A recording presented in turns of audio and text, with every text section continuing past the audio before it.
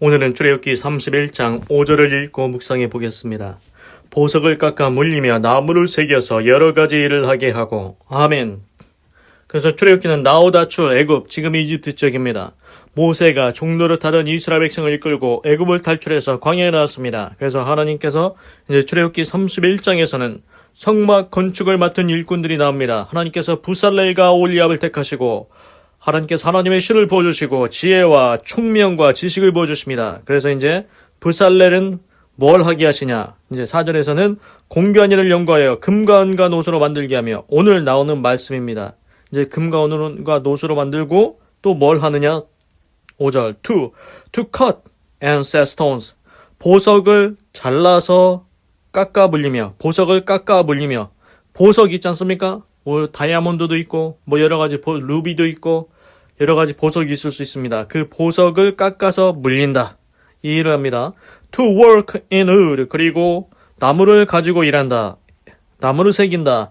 And to engage, 그리고 관련된다, 연관된다. In all kinds of craftsmanship, 장인이 하는 그 모든 종류의 일에 연관된다. 그래서 여러 가지 일을 하게 하고.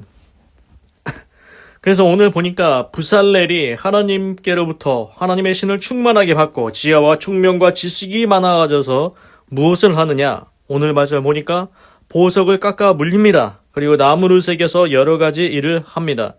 그래서 4절과 5절 종합해서 보면은 하나님의 신을 충만하게 받고 그 부살렐이 무엇을 하냐?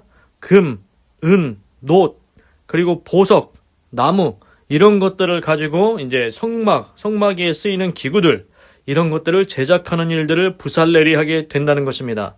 그래서 부살렐은 그 일을 맡게 되었습니다. 그래서 우리가 지난번에도 말씀드렸듯이 알 수 있는 것은 하나님께서 부살렐을 택하시고 그냥 두시는 게 아닙니다.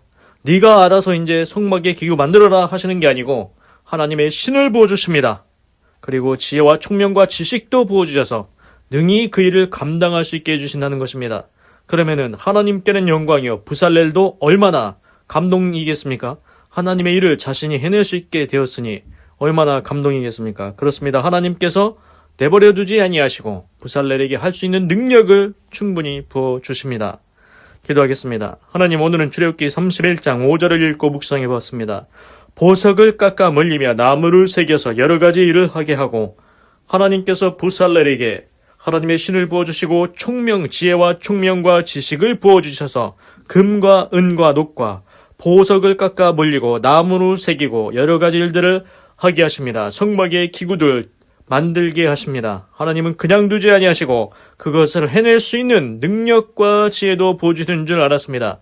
하나님, 우리 인생도 하나님께서 정해지신 길을 가는 줄로 믿습니다. 우리를 택하신 줄로 믿습니다. 하나님의 뜻을 이루는데 우리에게도 지혜와 명철과 총명을 부어주시고 하나님의 신을 부어주셔서 능히 잘할 수 있도록 하게 하시고 해내게 하시고, 그것이 하나님께는 영광이요 우리 인생에는 기쁨과 보람과 행복이 되게 하시옵소서. 하나님 감사합니다. 사랑합니다. 찬양합니다. 주님 홀로 영광 받으소서. 사랑이 많으신 예수님의 이름으로 기도드립니다. 아멘.